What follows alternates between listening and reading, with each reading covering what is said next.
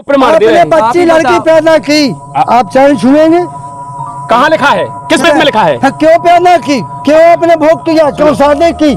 सृष्टि किससे चलती है? संतान से। आप ही मतलब है, आपने कही आप बिटिया के पांव का उद्देश्य परत बताओ हमें, आप सब क्या उद्देश्य परत? हमने उसको अपने अंश से पैदा किया, वो हमसे मान विश्वमान है, मान हो गई। सुनो, आपसे लक्ष्मी का रूप है, लक्ष्मी का रूप है, मान हो गई। तो उसे जो मोड़ा हो तू क्या कौन रूप दे के उनके पांव परत? ठीक है, बयान के बयान होत, बयान का अपन भानेज होत, उनको कौन सा रूप दे के पांव परत? उसके गुण अंश उसमें है, इसलिए वो भी मेरा मान हो गया। आपकी बात से संतुष्ट हैं, वो भानेज होगा। फिर वो भानेज हमारे मोड़ा के पांव पड़त। हम बड़े हैं, अगर मामा बड़ो है, भानेज हल्को है तो वो मामा के मोड़ा के पांव पड़त। फिर बहू के पांव का पड़त। वो भाईचारे का नाता है, तो फिर अब इनमें भाईचारे का नाता है। अब महाराज जी जा बताओ, इनमें बड़ों को होगा, फिर ऊने पड़े हमारे पांव, हमने पड़े फिर बेन के पांव, इनमें पांव पड़े था, हमें बताओ इनमें श्रेष्ठ मान्यता और महानता। तो प्रमाण अपने गीता अध्याय 15 के 16-17 श्लोक में लिखा हुआ है। उसमें स्पष्ट कहा है कि क्षर पुरुष और अक्षय पुरुष और परम अक्षय पुरुष कोई और है, परमात्मा इति उदाहरति, वो परमात्मा कोई और है। वो उसमें गीता ज्ञानदाता स्वयं स्वीकार कर रहा है। गीता अध्याय 18 के श्लोक नंबर 62 में कह रहा है, हे अर्जुन, तू उस तत्वदर्शी संत की शरण में जा, जिसकी कृपा से सनातन धर्म और शाश्वत धाम को प्राप्त होगा। उस परमेश्वर की शरण में जाएगा जहां जाने के बाद साधक लौट के पुनः जन्म मृत्यु में नहीं आता है। तो इनके ऊपर कोई परमात्मा है जिसके ऊपर जो भक्ति करने वाला, वो जिसकी भक्ति करने से साधक जन्म मृत्यु में नहीं आता है। तो हमारे सदग्रंथ इसका प्रमाण दे रहे हैं। हम तुम्हें लिखा है गीत। फिर उस तत्वदर्शी संत के बारे में कहा है कि उस तत्वदर्शी संत को पहचान क्या है, तो उसके अध्याय 4 के 34 में कहा है पहले तो कि उस तत्वदर्शी संत की शरण में जा, सरलता पूर्वक दंडवत प्रणाम कर, कपट भाव छोड़कर, वो तुझे जो ज्ञान देगा उससे तेरा कल्याण होगा। फिर इसके तुरंत 15 में 1 से 4 तक बताया है, संसार रूपी वृक्ष की रचना बताई है। तो वो तत्वदर्शी संत जो होगा, इस संसार रूपी वृक्ष को ऊपर वाला, जड़ नीचे वाली शाखा वाला, इस पीपल के पेड़ को जान, इसको जो जड़ से लेके पत्ते तक बता देगा, वही तात्पर्य को जानने वाला होगा, वही तत्वदर्शी संत होगा। तो आज तक के हमारे जितने भी धर्म गुरु हैं, हमारे जितने भी महापुरुष हैं, उनने आज तक हमको गीता खोल के नहीं दिखाई, आज तक हमको वेद खोल के नहीं दिखाया, कहीं प्रमाणित करके नहीं दिखाया कि वो तत्वदर्शी संत कौन है। बंदी छोड़ सतगुरु रामपाल जी भगवान। दूसरे से पहले हम बोलेंगे, ये तो इनने छाप रखी अपनी किताबें, ऐसा तो कुछ है ही नहीं, हमने तो कहीं देखा नहीं। इनने छाप ली और ये बता रहे हैं, हम कैसे मान लें? इनकी किताबें हैं, तो इनके घर की किताबें सारी की सारी। सर, तो इनका कहना है कि ये जो आप किताब प्रचार कर रहे हैं वो सारी आपकी छपी हुई है और आपने छाप रखी है अपने। देखिए सर, आपने कहा है कि ये किताबें आपने छाप रखी हैं, ठीक है, ज्ञान गंगा हमारे गुरुजी ने छापी है, लेकिन जो आपके वेद हैं, वेद तो नहीं छाप रखे। संत रामपाल जी महाराज जी ने वेद तो नहीं लिखे, ज्ञान गंगा लिखी, गीता तेरा ज्ञान अमृत लिखी, लेकिन गीता जी तो नहीं लिखी। गीता जी तो आपकी है, आप गीता जी में जाकर देखो ना। हम आपको गीता अध्याय 18 के श्लोक नंबर 62 को बोला, आप उठा के देखो गीता जी में लिखा के नहीं लिखा। मैंने गीता अध्याय 4 के 34 में कहा, आप उठा के देखो लिखा के नहीं लिखा। हमारे गुरुजी ने थोड़ी लिखी गीता, गीता तो आपकी पहले से थी, लेकिन आपके बताने वाले जो धर्म गुरु हैं उन्होंने आपको नहीं बताया कि सही ज्ञान क्या है। आज संत रामपाल जी महाराज जी ने प्रमाणित करके वो ज्ञान दिया है। आज आप देख सकते हैं उठा करके अपनी गीता में लिखा कि नहीं लिखा है। उस गीता जी में जो संस्कृत में लिखा, हम संस्कृत पढ़ना आता नहीं है, हमें तो हिंदी आता। अब इनकी किताबों में हिंदी लिखा, कैसे मिला है उससे संस्कृत और हिंदी, ये बताओ पहले। देखिए सर, ये भी आज भगवान की बहुत बड़ी मेहर है हम सब पर कि आज इंसान पढ़ा लिखा हो या नहीं पढ़ा लिखा हो, आज आपको अगर जौन भी भाषा नहीं आती है तो आज हर बच्चा के हाथ में मोबाइल है, और आज उस मोबाइल में ऐसे ट्रांसलेट ऐप्स हैं कि आप कोई भी भाषा को ट्रांसलेट करके तुरंत पढ़ सकते हैं। उसका अर्थ आप अनुवाद करके देख लीजिए, ट्रांसलेट करके देख लीजिए भाषा से, आपको पता लग जाएगा कि क्या लिखा है। स्वागत है आप सभी का हमारे इस नए वीडियो में। तो यहाँ पर हमारे कुछ मौजूद हैं, एक तरफ संत रामपाल जी महाराज जी के भगत हैं जो कि, और दूसरी तरफ हैं जो संत रामपाल जी महाराज जी से दीक्षा नहीं लिए रखे हैं। तो उनके कुछ सवाल हैं संत रामपाल जी महाराज जी के भक्तों से, तो वो किस प्रकार के सवाल हैं हम उन्हीं से जानते हैं। सर, क्या नाम है आपका? डॉक्टर नीतीश कुमार सोनी जी। सर, आप यहाँ पर आए हुए हैं, आपके संत रामपाल जी महाराज जी के जो भगत हैं आपके पास, उनसे आप क्या सवाल करना चाहते हैं? सर, क्या शंका समाधान? अब तो सवाल तो इतने सारे कि पूछ के ये थक जाएंगे, हम पूछ के थक जाएंगे, ये भी थक जाएंगे। अभी हम लोग यहाँ से जा रहे थे तो हमने देखा कि यहाँ बहुत सारी भीड़ लगी हुई है और कुछ पुस्तक सेवा कर रहे हैं, कुछ ज्ञान गंगा पुस्तक वगैरह, कुछ ये नहीं मालूम, हमारे लिए नहीं है। और एक पर्चा मिला हमें यहाँ पर, क्या आप जानते हैं से, तो इसमें बहुत सारी अनर्गल बातें लिखी हैं जो हमारे बर्दाश्त नहीं हुई, तो हम इनसे पूछ रहे हैं तो ये कुछ और ही जवाब दे रहे हैं।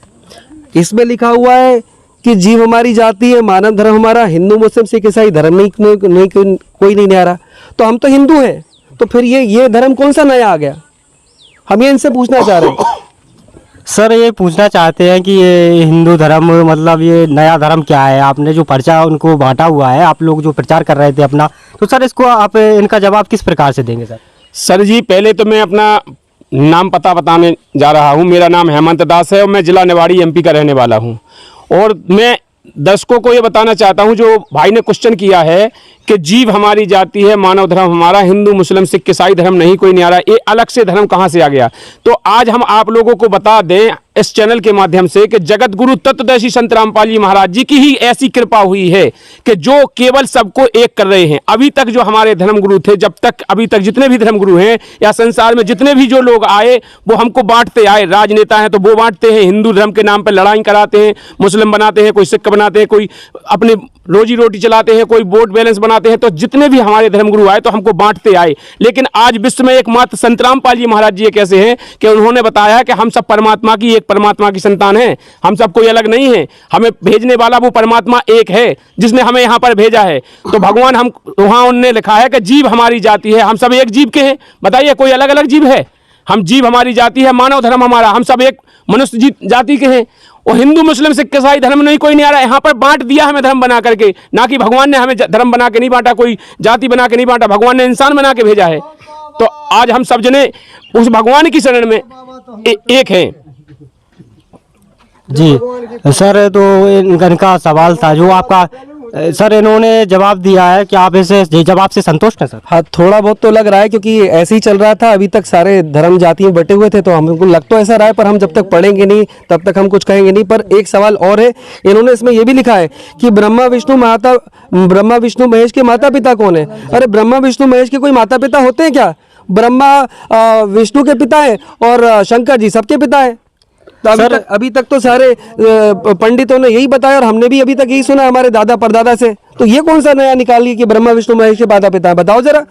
सर इनका कहना है कि ब्रह्मा विष्णु महेश के माता पिता नहीं है, जो इनके जो दादा परदादा हैं उनका कहना है कि वो अजर अमर हैं। सर इनका जवाब आप किस प्रकार देंगे सर? देखिए, जो कह रहे हैं भाई ने कहा है कि ब्रह्मा विष्णु महेश के कोई माता पिता नहीं है, जो अजय अमर हैं, और जो पुरखों से हमारे बताते आ रहे हैं कि यही अजय अमर हैं, इनके ऊपर इनके माता पिता कहाँ से बता दिए। तो हम भाई को बताना चाहते हैं कि संत रामपाल जी महाराज जी ने अपनी तरफ से कोई ना माता पिता बताया, ना कोई, हमारे सदग्रंथों में प्रमाणित है। और देखिए, प्रमाण तो मानना पड़ेगा। जैसे हमारे सदग्रंथ हैं, हमारी श्रीमद् भगवत गीता जी है, गीता जी के प्रमाण है, और हमारी देवी पुराण है, जैसे देवी के 3रे स्कंद में और 123 पे स्पष्ट लिखा हुआ है कि ब्रह्मा जी कह रहे हैं कि हे माते, तुम शुद्ध स्वरूपा हो, तुम हम सबको जन्म देने वाली हो।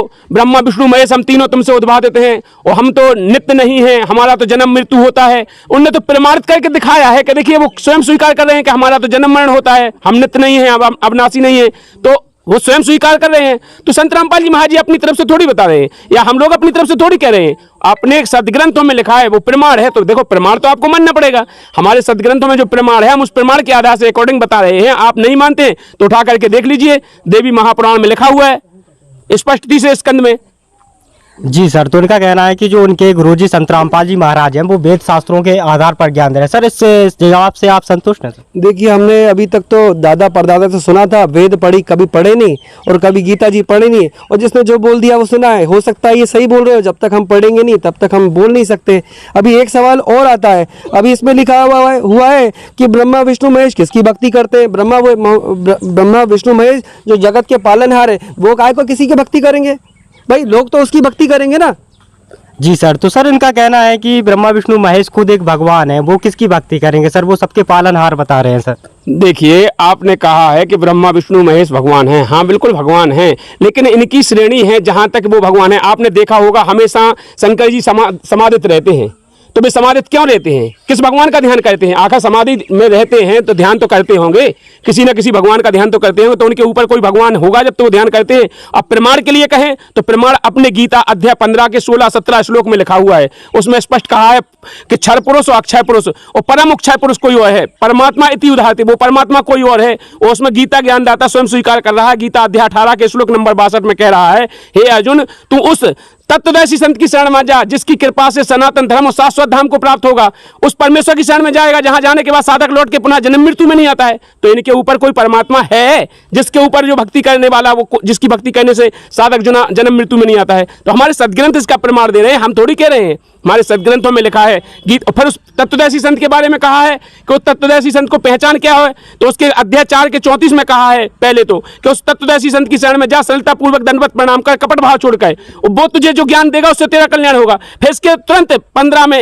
1 से 4 तक बताया है और संसार रूपी वृक्ष की रचना बताई है कि वो तत्वदर्शी संत जो होगा इस संसार रूपी वृक्ष को ऊपर वाला, जड़ नीचे वाली शाखा वाला, इस पीपल के पेड़ को जान, इसको जो जड़ से लेके पत्ते तक बता देगा, वही तात्पर्य को जानने वाला होगा, वही तत्वदर्शी संत होगा। तो आज तक के हमारे जितने भी धर्म गुरु हैं, हमारे जितने भी महापुरुष हैं, उनने आज तक हमको गीता खोल के नहीं दिखाई, आज तक हमको वेद खोल के नहीं दिखाए, कहीं प्रमाणित करके नहीं दिखाया कि वो तत्वदर्शी संत कौन है और उसकी पहचान क्या है। तो हमारे सदग्रंथों में संत रामपाल जी महाराज जी ने प्रमाणित करके दिया है। आप ज्ञान गंगा में उठा करके देख सकते हैं, उसमें प्रमाण है। अक्षर पुरुष एक पेड़ है, निरंजन बाकी डार, तीनों देवा शाखा है, पात रूप संसार। ये संसार पत्ते के समान है, ब्रह्मा विष्णु महेश से ऊपर भी कोई भगवान है, इसलिए वो प्रमाण है। बंदी छोड़ सदगुरु रामपाल जी भगवान जी की जय हो। तो देखिएगा दूसरा अब अगला सवाल क्या है सर आपका? पहले सवाल दूसरे से पहले हम बोलेंगे, ये तो इनने छाप रखी है अपनी किताबें, ऐसा तो कुछ है ही नहीं, हमने तो कहीं देखा नहीं। इनने छाप ली और ये बता रहे हैं, हम कैसे मान लें? इनकी किताबें हैं, तो इनके घर की किताबें सारी की सारी। सर तो इनका कहना है कि ये जो आप किताब प्रचार कर रहे हैं वो सारी आपकी छपी हुई है और आपने छाप रखी है अपने। देखिए सर, आपने कहा है कि ये किताबें आपने छाप रखी हैं, ठीक है, ज्ञान गंगा हमारे गुरुजी ने छापी है, लेकिन जो आपके वेद हैं, वेद तो नहीं छाप रखे।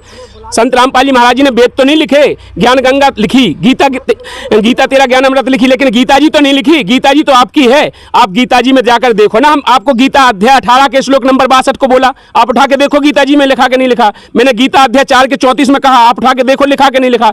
हमारे गुरुजी ने थोड़ी लिखी गीता, गीता तो आपकी पहले से थी, लेकिन आपके बताने वाले जो धर्म गुरु हैं उन्होंने आपको नहीं बताया कि सही ज्ञान क्या है। आज संत रामपाल जी महाराज जी ने प्रमाणित करके वो ज्ञान दिया है, आज आप देख सकते हैं उठा करके अपनी गीता में लिखा कि नहीं लिखा है।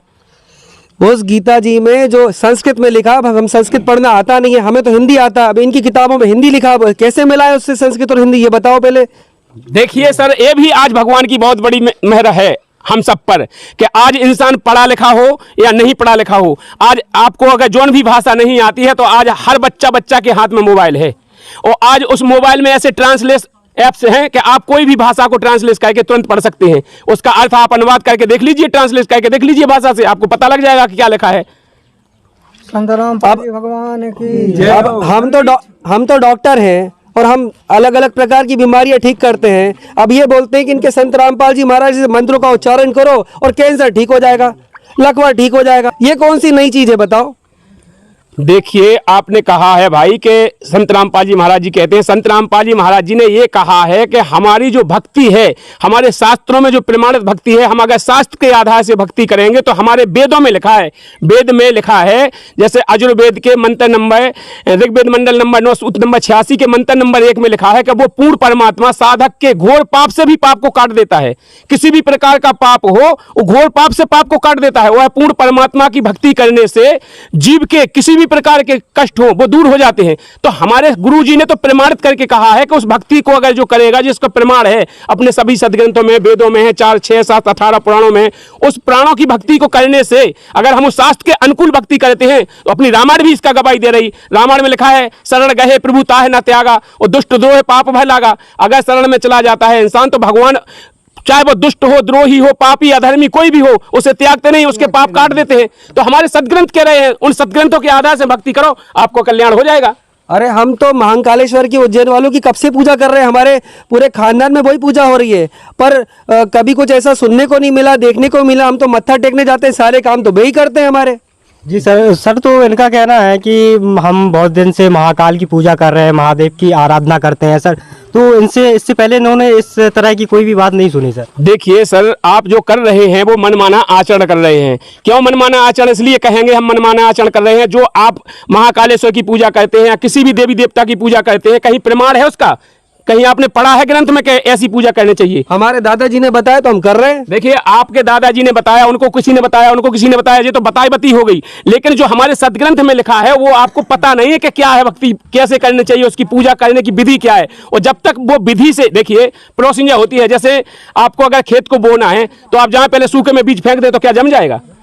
उसकी प्रोसीजर होती है, उससे पहले जोतेंगे, बखरेंगे, फिर सींचेंगे, फिर उसमें बीज डालेंगे, तब वो होगा। उसकी प्रोसीजर होती है और उसके जानने वाला होगा। जैसे जैसे आप डॉक्टरी पढ़े हो, आपसे कही जाए कि हाँ को तो कहा हाँक लोगे, तो जो जानने वाला होगा वही बताएगा उसको कि इसकी विधि ये है। इस शास्त्रों में देखिए, शास्त्रों को जानने वाला अभी तक कोई नहीं मिला है इसको, जिसको शास्त्रों का ज्ञान हो। मैं आपको बता देता हूं, गीता अध्याय 16 के श्लोक नंबर 23 में लिखा है, जो पुरुष शास्त्र विधि को त्याग कर अपनी इच्छा से मनमाना आचरण करते हैं, ना तो उनका मोक्ष होता है, ना गति होती है, ना किसी प्रकार का सुख होता है। आप देखिए ना, आपकी गीता में लिखा है, फिर तुरंत 24 में कहा है, श्लोक नंबर 16 के श्लोक नंबर 24 में कहा है, हे अर्जुन, इसलिए तेरे लिए कर्तव्य अकर्तव्य, जीवन में क्या करना चाहिए क्या नहीं करना चाहिए, शास्त्र ही प्रमाण है। शास्त्रों के आधार से तुझे भक्ति करना पड़ेगा, तब तुझे वो लाभ होगा। आपकी गीता जी कह रही है। मंदिर छोड़ सदगुरु रामपाल जी भगवान जी की जय हो। आपके संत रामपाल जी महाराज ने तो ये भी लिखा है इसमें कि पूर्ण परमात्मा कौन है, कैसा दिखता है और कैसे मिलता है, और वो सा शरीर है मनुष्य जैसा है। अरे भाई, भगवान मनुष्य जैसा हो सकता है क्या?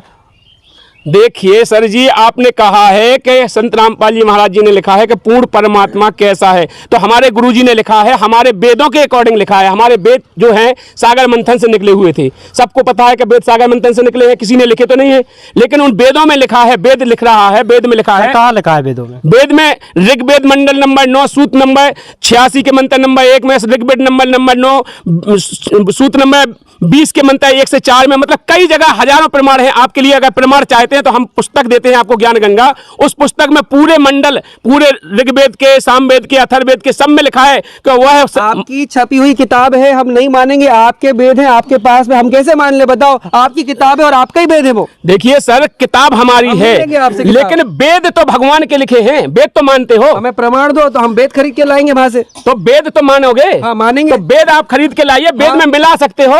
तो ये तो केवल प्रमाण के लिए ले जाइए, इससे मिला लीजिए। आपके उसमें लिखा है कि नहीं, जैसे याद तो आपको रहेगा नहीं, ठीक है, तो याद करने के लिए ले जाइए आप पुस्तक में कि लिखा है, जो सही मिला है, मिला के देखो कि सही है कि गलत है। ठीक है, अगर आपको सही मिलता है तो आप उस भक्ति को करिए। ठीक है, बिल्कुल ठीक है। ये इनकी बात तो हमें अच्छी लग रही है, पर हम जब तक पढ़ेंगे नहीं, वेद खरीदेंगे, क्योंकि इनका हमें गोलमाल लग रहा है और ये इनकी किताब भी गड़बड़ लग रही है। पर इनके जो प्रश्न है तो थोड़े बहुत तो हमको समझ में आ रहे हैं जो ये बोल रहे हैं, पर जब तक वेदों से नहीं मिलाएंगे हम नहीं मानेंगे। तो देखिए, आपके पास वेद है, आज इंटरनेट का समय है और हर इंसान मोबाइल पे कुछ भी चीज मंगा सकता है। वेद भी इंटरनेट पे डले हुए हैं, आप जोन भी वेद को डाउनलोड करना चाहते हैं उसको आप डाउनलोड करके मिला लीजिए, कहीं जाने की भी जरूरत नहीं है। ऐसा समय बनाया है भगवान ने और ऐसा ज्ञान इसीलिए दिया है, इस समय और शिक्षित इसीलिए किया है मनुष्य को कि भगवान को पहचान सके। वो अभी तक जितने भी धर्मगुरु हैं, ये सब कहता है वो भगवान निराकार है, यही कहता है कि भगवान निराकार है, जबकि अपने वेद में प्रमाणित है कि वो परमात्मा साकार है, सह शरीर है, मनुष्य दृश्य है और जिसका नाम कबीर है। आज 4 वेद 6 शास्त्र 18 पुराणों में इसका प्रमाण है, और जब सभी ग्रंथों में जिसका प्रमाण मिलता हो उसे सत्य नहीं मानोगे आप? मान तो लेंगे, पर आपकी किताब तो ये भी बोल रही है, इसमें लिखा हुआ है, संत रामपाल जी महाराज बोल रहे हैं कि तीर्थ व्रत तर्पण श्राद्ध निकालने से कोई लाभ नहीं। हम तो खूब उपवास करते हैं, सारे काम करते हैं और आप मना कर रहे हो उसको। तो बताइए सर। देखिए, बिल्कुल आपने सही कहा है। संत रामपाल जी महाराज जी इसलिए कह रहे हैं कि तीर्थ व्रत उपवास और जो आपके श्राद्ध निकालना, ये सब बिल्कुल गलत है, व्यर्थ है। क्यों कह रहे हैं वो? कि हमारी गीता जी में लिखा है, वो अपनी तरफ से नहीं कह रहे हैं, उन्होंने उस गीता जी को पढ़ा है तो उनको पता है, तो वो गीता जी में लिखा है। आप गीता जी में उठा के देखिए, अध्याय नंबर 9 के श्लोक नंबर 25 में लिखा है, आप लिख लीजिए।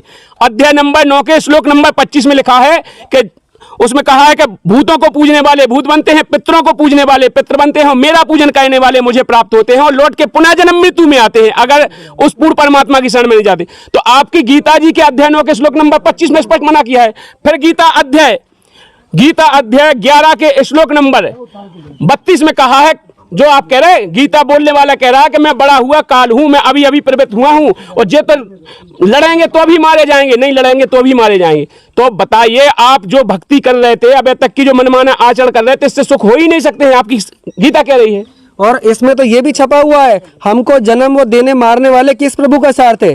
अरे भाई, भगवान कोई मारता है क्या? इसमें तो लिखा है कि कौन हमको जन्म देने व मारने में किस प्रभु का स्वार्थ है, ये भी लिखा हुआ है इसके अंदर। तो हाँ हाँ, जो मैंने आपको बताया है गीता अध्याय 11 के श्लोक नंबर 32 में वो जो कह रहा है कि मैं बड़ा हुआ काल हूं, मैं अभी अभी प्रवृत्त हुआ हूं। कृष्ण भगवान तो पहले से थे, वो अभी अभी प्रवृत्त हुआ हूं। तू लड़ेगा तो भी ये मारे जाएंगे, नहीं लड़ेगा तो भी मारे जाएगा, मैं सबको खाने के लिए आया हूं। तो वो काल है जो ज्योत निरंजन है, उसको श्राप लगा है, 1 लाख जीवों को रोज भक्षण करता है और 1.25 लाख जीवों की रोज उत्पत्ति करता है।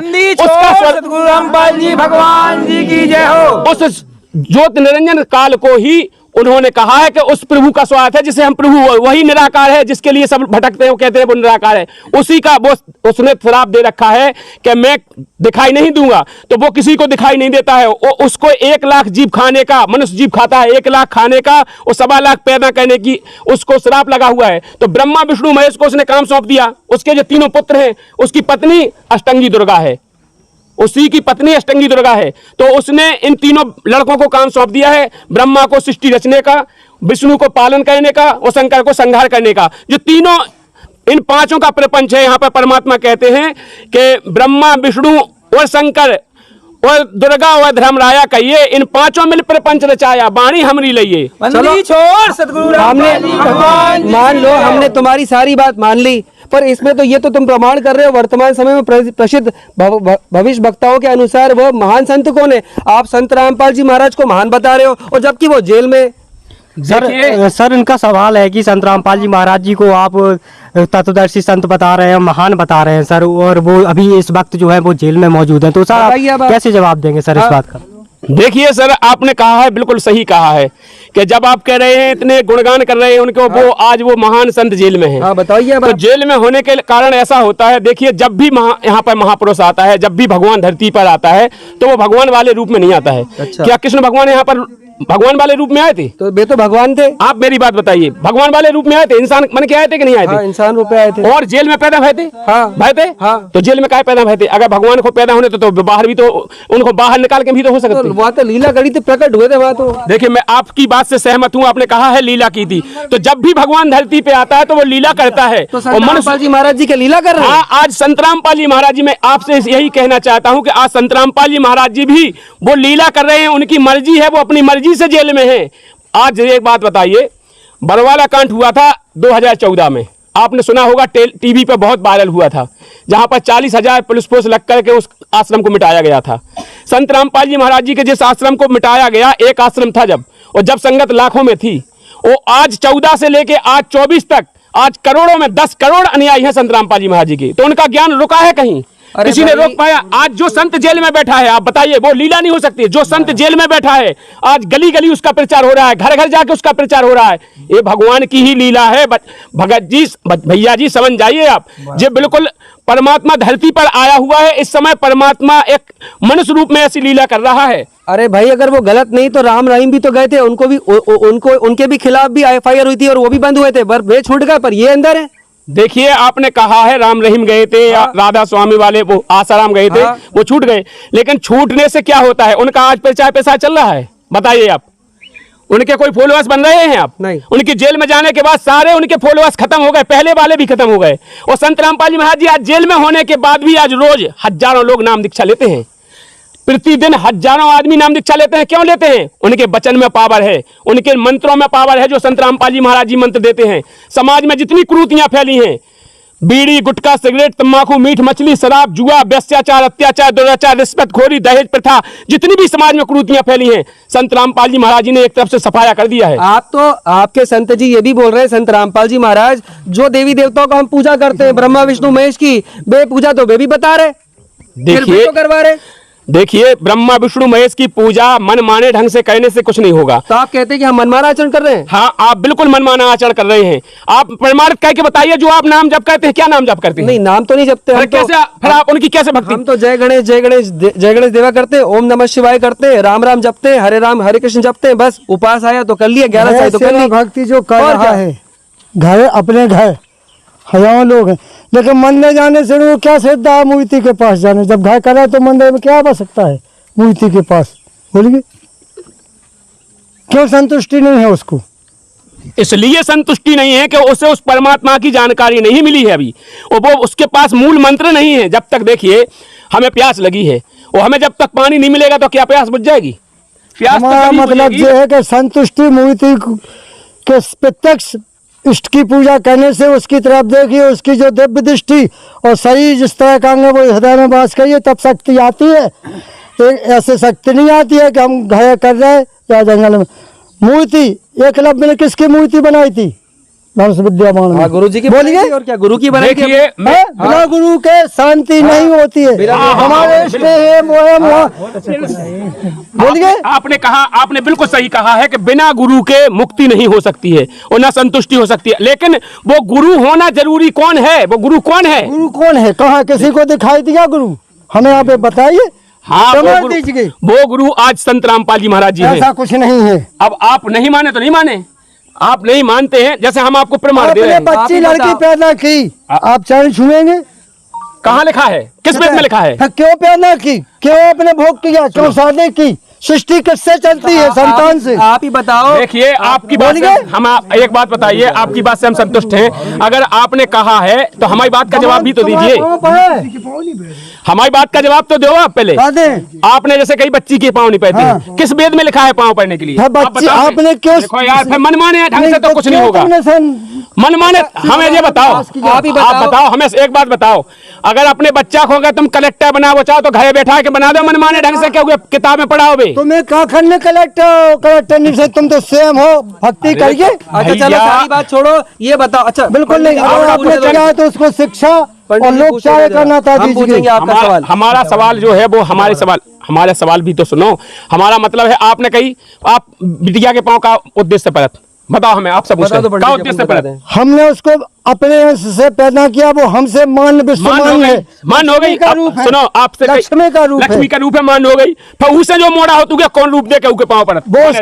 की खा बयान को अपन भानेज होत, हाँ। उको कौन सा रूप दे के पाँव उसके परत? गुण अंश उसमें है, इसलिए वो भी मेरा मान है। मान हो गया, आपकी बात से संतुष्ट हैं, वो भानेज होगा। फिर वो भानेज हमारे मोड़ा के पाँव पड़त। हम बड़े हैं, अगर मामा बड़ो है, भानेज हल्को है तो वो मामा के मोड़ा के पाँव पड़त। फिर बहू के पाँव का पड़त। वो भाईचारे का नाता है। तो फिर अब इनमें लोकचारे बड़ों का को- नाता है। अब महाराज जी जा बताओ, इनमें बड़ों को होगा, फिर ऊने पड़े हमारे पाँव, हमने पड़े फिर बेन के पाँव, इनमें पाँव पड़े था, हमें बताओ इनमें श्रेष्ठ इसमें को होगा। मान्यता और महानता इज्जत की बात होती है। मानता महानता से मोक्ष नहीं होगा, ऐसा कुछ मन नहीं माने है। ढंग से मोक्ष नहीं होगा। हमारा एक बिल्कुल ऐसा सवाल कुछ है, नहीं है। हमारा एक सवाल है, इन्होंने बोला कि वो उसने किसकी पूजा करी, तो बताओ गुरु कैसा होना चाहिए और कौन है वो गुरु? अगर आपके संत रामपाल जी महाराज गुरु है तो उनमें क्या क्या विशेषता है, बता दो। चलो हम भी देखिए, मानेंगे। हम बताओ, हम आपको मुख्य बताएं। वेद में कौन जाता?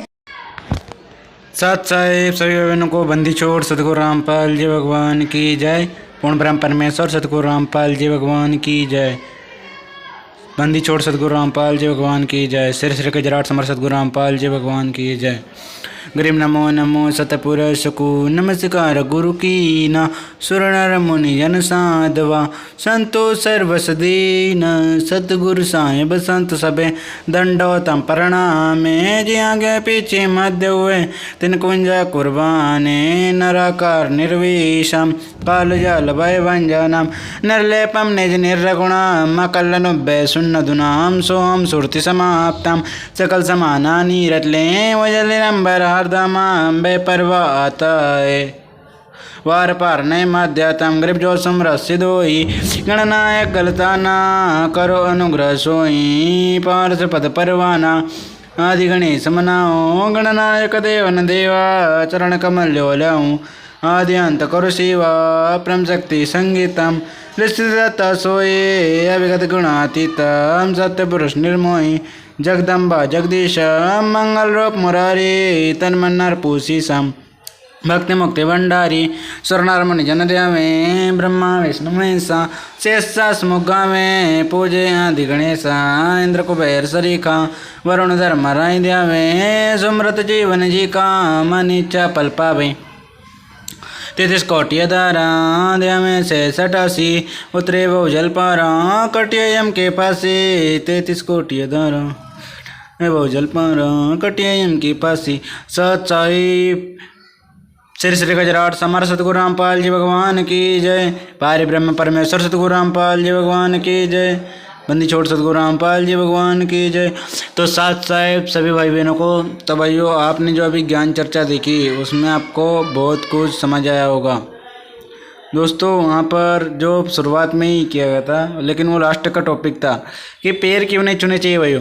तो उम्मीद है आपको समझ में आया होगा पैर क्यों नहीं छूने चाहिए। अगर नहीं समझ में आया तो एक बार फिर से दास बता देता है, इस बार आप ध्यान से सुनिए भाइयों। तो पैर इसलिए नहीं छुए जाते क्योंकि पैर छूना का मतलब है अगर आप पैर छुओगे किसी को तो सामने वाला देगा आशीर्वाद, और आशीर्वाद देने से क्या होगा, उसके जो पुण्य हैं दोस्तों, यहाँ पर जो पुण्य है ना भाइयों, वो हमारे अंदर आ जाएंगे, तो उसके पास रह जाएंगे, कुछ ही पुण्य बचेंगे ना, बहुत ही कम पुण्य बचेंगे। पहली बात तो इनके पास बहुत ही कम कमाई है, कलयुग में बहुत ही कम कमाई बची है लोगों के पास। वही अगर बर्बाद करने लगेंगे तो फिर क्या पूरी खाली खोके होकर जाएंगे कि तो ये लोग। इसलिए भाइयों पैर नहीं छूने चाहिए। जैसे आपके गाड़ी में फुल हवा है और सामने वाले की गाड़ी में नहीं है, और अगर आप अपने टायर से आधी हवा उसमें डाल देते हो तो ना तो उसकी सही ढंग से चलेगी ना तो आपकी मंजिल तक आप फिर नहीं पहुंच पाएंगे, क्योंकि आपकी हवा आधी हो जाएगी इस कारण से। तो हाँ, मुझसे वहाँ भेजे जहाँ फुल हवा मिलती हो। तो भैया फुल हवा कहाँ मिलती है? दुकानदार के पास। दुकानदार के पास रहता है पंप से फुल हवा भर सकता है। तो ऐसे ही हम उन्हें भेजे अपने सदगुरु जी के पास, ले जाए, नाम दीक्षा दिलाए भाइयों, जो फुल भक्ति देते हैं सदगुरु रामपाल जी भगवान, पारी ब्रह्म परमेश्वर रामपाल जी परमेश्वर। तो भैया वो वही फुल भक्ति देते हैं सदगुरु बंदी छोड़, और उनके अलावा कोई नहीं है फुल भक्ति देने वाला। तो इसलिए भैया जो भी मतलब ऐसे करता है तो उसको पैर न छुआए और उसको बताए कि भाई आप भी भक्ति करो और आप भी फुल चार्ज हो जाओ भक्ति धन से, सदगुरुदेव से नामदान लेकर। और दूसरा उदाहरण ये है कि भैया जैसे कोई आप किसी कंपनी में काम कर रहे हो और उसका मालिक है, सेठ है, और आप किसी व्यक्ति से मिलते हो और वो व्यक्ति आपसे पैसे मांगता है। कितने? अगर आपके पास 10,000 है तो वो मांग रहा है आपके पास 5,000, तो आपके पास बचेंगे 5,000, और आपको भी 10,000 की ज़रूरत है। तो भाइयों ऐसे में ना आप उसको अपने सेठ पास ले चलो, कंपनी के सेठ पास, और वहाँ से नौकरी दिलाओ कि भाई ले तू भी काम कर और तू भी पैसे कमा। तो आपके पास भी पूरी सैलरी रहेगी और दूसरों के पास भी पूरी सैलरी रहेगी। तो इस प्रकार से भी आप समझ रहे हो इस बात को, समझिए बात को। और वहाँ पर जो बात हुई थी इस वीडियो में कि जो बहन का पुत्र पैदा होता है कौन होता है? भानीज। और जो बहन का भाई होता है वो पैर छूता है किसके? भाणिज के। जबकि भाणिज छोटा है, जबकि इन्होंने ऐसी परंपरा बना रखी भैया, यहाँ पर आप ज़रा ध्यान से सोचिए विवेक लगाकर, इन्होंने ऐसी परंपरा बना रखी भैया यहाँ पर कि मतलब बड़ा का पैर छुएगा छोटा, तो फिर छोटा तो बन जाए ना, तो उसने मामा के पैर छूने चाहिए थे। तो इनको नहीं पता कि क्यों यहाँ पर ये नकली रीति रिवाज चलाए गए और कैसे चले, इनको नहीं पता है। अगर इनसे 2-4 सवाल पूछ जाएंगे तर्कशील तो ये जवाब नहीं दे पाएंगे भैया, क्योंकि इन्हें पता ही नहीं है, ये केवल सांप वाली लकीरें पिट रहे हैं भैया। तो इससे आपको सावधान रहना होगा, समझना पड़ेगा। काल भगवान यहाँ पर भक्ति ऐसे ही ठगता है भक्तों की। तो एक ये टॉपिक समझ में आ गया आपको। फिर उसके बाद जो ब्रह्मा विष्णु शिव जी के माता पिता है, इस भाई के वो कन्फ्यूजन बहुत ज़्यादा हो गई थी। तो ये तो आपको पता ही होगा, अगर नहीं पता हो तो एक बार फिर सुनिए। माँ अष्टंगे पिता निरंजन ये यम दारुण वंशन अंजन, यानी जो दुर्गा जी हैं, जो अष्टंगी जिन्हें कहा जाता है, वो क्या है? माता है किसकी? ब्रह्मा विष्णु और शिव जी की। और जो पिता निरंजन, जो ज्योति निरंजन ब्रह्म है, जिसे ज्योति स्वरूप निरंजन भी कहा गया है, इसे काल कहा गया है, काल ब्रह्म कहा गया है, तो वो कौन है? पिताजी है। तो भैया इन तीनों के माता पिता हैं। और एक और 2-3 वाणी बोलिए कि कौन ब्रह्मा का पिता है, कौन विष्णु की माँ, शंकर का दादा कौन है, हमको देव बता। ये वाणी 6 साल पहले गुरुदेव भगवान ने बोली थी, जब ज्ञान चर्चा में वहाँ पर किसी भी मतलब कथावाचक के उसमें चले जाते थे और वहाँ पर उनसे पूछते थे सवाल, वो लीड कर जाते थे, बाहर जवाब अभी नहीं, फिर करे लीड करे मैदान। और सर्वानंद जी के वहाँ भी ये इस प्रकार से हुई थी भैया, जो पिताजी ने बताई थी सत्संगों में। तो ये बातें इस प्रकार से समझ में आ गई आपको कि इनके भी माता पिता हैं, ब्रह्मा विष्णु शिव जी के। मास्टंगे पिता निरंजन ये जम दारुण वंशन अंजन, पहले की निरंजन राय, पीछे से माया भरमाए, माया उपजाइए। तो ये इस प्रकार से इनके माता पिता हैं। तो ये आपको समझ में आ गया, ये दुर्गा जी और ये काल ब्रह्म माता पिता है। और एक वणी, हाँ, ये बाप का घर हमारे बेटे के सिरवार, 3 लोग ना तीठ गए पंडित करो विचार। एक बार फिर से सुनिए कि बाप का घर हमारे बेटे के सिरवार, 3 लोग ना तीठ गए पंडित करो विचार। तो भाइयों इन पंडितों को विचार करने पड़ेगा, 3 लोक नाती कौन है जिन्होंने जग को ठग लिया है, और बाप का घर अमर है और बेटे की सिर भर। तो भाइयों बाप कौन है? सदगुरु रामपाल जोगान, और बेटा कौन है? निरंजन, और 3 पुत्र कौन है? ये ब्रह्मा विष्णु शिव जी। इन्होंने ठग रखा है जगत को तमगुण से, रजगुण से और सदगुण से। इन तीनों गुणों की तरंगें चलती है भाइयों। जिस प्रकार से ये टावर लगे हुए हैं आइडिया के, जियो के, एयरटेल के, बीएसएनएल के, इस प्रकार से जिनमें से तरंगें चल रही है, वो तरंगे टच कर रही है यहाँ पर। इसी के कारण यहाँ पर सब हो रहा है, ये इंटरनेट की सुविधा और ये सब मिल पा रहा है। तो ऐसी भैयो ये रजगुण की और तमगुण की और सदगुण की तरंगे छूट रही है, जिनके कारण ये सभी जग प्रभावित है। ये 3 लोक नीचे के, मतलब सतलोक से नीचे अक्षर पुरुष के भी शायद नीचे के, या फिर अक्षर पुरुष में भी, लेकिन यहाँ पर जो पृथ्वी लोक है यहाँ पर सभी प्रभावित है 3 गुणों से। सुखदेव ऋषि है, उन्होंने इसको समझ लिया था भाइयों। माँ के गर्भ में ही उन्होंने शिव जी की वो कथा सुन ली थी, इस कारण से गंदे अंडे में से स्वस्थ होकर वो आए और व्यास जी की पत्नी के अंदर जम्भाई के द्वारा प्रवेश कर गए गर्भ में।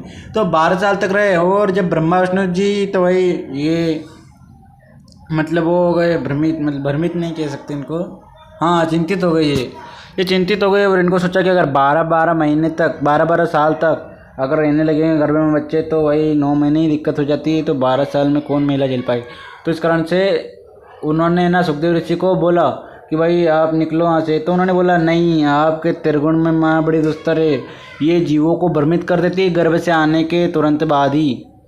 तो भाइयों उन्होंने बोला कि आप अगर माया को रोकोगे तभी मैं बाहर आऊँगा, नहीं तो मैं नहीं आता। तो भाइयों वहाँ पर शिव जी और ब्रह्मा विष्णु शिव जी तीनों ने मिलकर विचार किया। उन्होंने कहा कि इस माया को रोकना तो हमारे बस की बात नहीं, हम केवल इतनी देर तक रोक सकते हैं जितना गाय के सिर पर गाय के सींग पर राई का दाना टिके, उतनी देर तक। तो भाइयों आपको पता ही गाय का सींग कितना वो होता है, टोनी धार, तो उस पर कितनी देर तक टिकेगा। बस उसने रखते ही गिर गया और उतने में ही वो निकल आया बाहर। कौन? सुखदेव ऋषि। तो सुखदेव सुख में उपजे राय सिंह समय, और 9 नाथ सिद्ध 84 संग उपजे ते दो, और 9 नाथ 84 सिद्ध की उत्पत्ति भी उसी समय हुई भाई। तो ऐसे उनकी उत्पत्ति, और ऐसे 3 गुण में माया चलती है। रजगुण से हम संतान उत्पत्ति करते हैं, और एक दूसरे में काम धंधे, मतलब इधर भागा दौड़ी, ये काम धंधों और इन सब में रहते हैं, मतलब भ्रमित रहते हैं। तो ये सब रजगुण के कारण होता है। और जो सद्गुण है उससे एक दूसरे से ममता, एक दूसरे के प्रति आकर्षण, एक दूसरे में ममता बनाए रखना ही सद्गुण का कार्य है। और तमोगुण का कार्य क्रोध दिलाना, अंदर से क्रोध उत्पन्न करना, एक दूसरे को लड़ाना, यही मतलब काम है किसका? शंकर जी का, शिव जी का। संहार का कार्य यह है, विष्णु जी का पालन पोषण का, ब्रह्मा जी का संतान उत्पत्ति का, और इनका मारने का। तो कितने मतलब अनजान दुनिया है जो इन्हें मार रहा है, जो इन्हें पैदा कर रहा है, और एक पालन पोष के बकरे की तरह पाल रहा है, और एक इन्हें कसाई की तरह मार दे रहा है। तो इनको समझना चाहिए, लेकिन समझाने से भी नहीं समझते, इतने अज्ञान जी होते गए। पत्थर पूछ कर पत्थर हो गए, सालक शिला दो कर पिए, इससे हृदय पत्थर हो जाएगा तो तुम मुक्ति का, तो खिचड़ी मोहम्मदी दो, ऐसी कुछ वाणी है। तो इनके सालिग्राम के पत्थर को शिला पीकर, पानी पीकर पत्थर ही हो गए, पत्थर पूछ पर पत्थर हो गए, आंखों देख भी मानत नाए। ऐसे अज्ञानी गुरु मिले जिन्हें शास्त्र विरुद्ध पूजा चलवाई। तो वही ऐसे पाखंडी धर्मगुरु से सावधान रहे जिन्होंने शास्त्र विरुद्ध साधना चला दी। अब लोगों को हम प्रमाण दिखाते तो आंखों देखकर भी नहीं मानते, उल्टा ब्लॉक करके भाग जाते। हमारे गांव में एक पंकज भाई नाम करके, मतलब भाई उनको मैंने भेजे थे वीडियो, तो वो इतने अंधभक्त है भैया कि अब क्या ही बताएं। उन्होंने मुझे ब्लॉक कर दिया, मैंने 2-3 वीडियो भेजी, देखना तो उन्होंने ब्लॉक कर दिया। तो ऐसे होते हैं अंधभक्त। मतलब किसी की बात को विचार तो करना चाहिए। अगर कोई बोल क्या रहा है, वो ऐसी थोड़ी ना बोल रहा है, आपको इतना बोल रहा है, तो आप उसके ज्ञान को परखो पहले और अपने ग्रंथों से मिलाओ। अगर सही मिलता है तो ठीक है, नहीं मिलता है तो आप रहने दो। तो ऐसे बेवकूफ़ी करते हैं लोग भाइयों। यहाँ पर पत्थर के ऊपर ही आश्रित हो गए हैं, मतलब सत्य को जानने का प्रयास ही नहीं कर रहे हैं। तो ऐसे अज्ञानी धर्म गुरु के कारण हो रहा है भाइयों ये सब। और अब मैं ज़्यादा नहीं बोलना चाहता, अपनी टॉपिक पर आते एक बार फिर से। हाँ, तो ये ब्रह्मा विष्णु शिव की इस प्रकार से माता पिता है, और रजगुण सद्गुण तमगुण के कारण हमें फंसाए रखते हैं। और दूसरी है भगलिंग की पूजा। तो ये जो मंदिरों में इन्होंने शिवलिंग जिसे कहते हैं, वो पत्थर की योनि में लिंग को प्रवेश करके रख दिया है भाई इन्होंने। इनको कुछ समझ नहीं आ रही है। इससे जो भी जाएगा वहाँ पर उनके अंदर धीरे धीरे असली विचार घर करने लगेंगे भाई इस प्रकार से। अभी ये नहीं समझ पा रहे, अगर किसी को बोलते हैं तो सिर फोड़ने को तैयार हो जाते हैं, लेकिन सत्य को जानने का प्रयास नहीं करते। शिव पुराण को नहीं पढ़ते, उसमें ही लिखा है कि भाई ब्रह्मा विष्णु शिव जी के माता पिता हैं, और भक्ति के बारे में भी संदर्भ में बताया कि ओम नाम इस काल ने बताया है, ये शिवलिंग की पूजा है काल ने चलवाई। वहाँ पर ब्रह्मा विष्णु शिव जी का लड़ाई हो रही थी उनकी। बाकी आप सतगुरु रामपाल देव जी भगवान के सत्संग में सुन सकते हैं। तो चलिए अब वीडियो का आखिरी में अगर बाकी गुरुदेव भगवान के ज़्यादा से ज़्यादा सत्संग सुने और इस वीडियो को ज़्यादा से ज़्यादा शेयर करें भाइयों। तो अब हम मिलेंगे अगले वीडियो में। बंदी छोड़ सतगुरु रामपाल जी भगवान की जय। इस वीडियो को ज़्यादा से ज़्यादा शेयर करें और अपने भगत भाइयों तक भेजें, मतलब जगत वालों तक भी भेजें, उनको सत्य का ज्ञान कराए। सतगुरु भगवान की शरण मिलाए, सतगुरु रामपाल जी परमेश्वर जी की शरण मिलाए भाइयों, और ऐसे अज्ञानी लोगों से सावधान रहे। चलिए अब मिलते हैं अगले वीडियो में। बंदी छोड़ सतगुरु रामपाल जी भगवान की जय। पूर्ण ब्रह्म परमेश्वर सतगुरु रामपाल जी भगवान की जय। श्री श्री गजराट समर सतगुरु रामपाल जी भगवान की जय। बंदी छोड़ सतगुरु रामपाल जी भगवान की जय। पूर्ण ब्रह्म परमेश्वर सतगुरु रामपाल जी भगवान की जय। पारि ब्रह्म परमेश्वर सतगुरु रामपाल जी भगवान की जय। सत साहिब जय। बंदी छोड़ की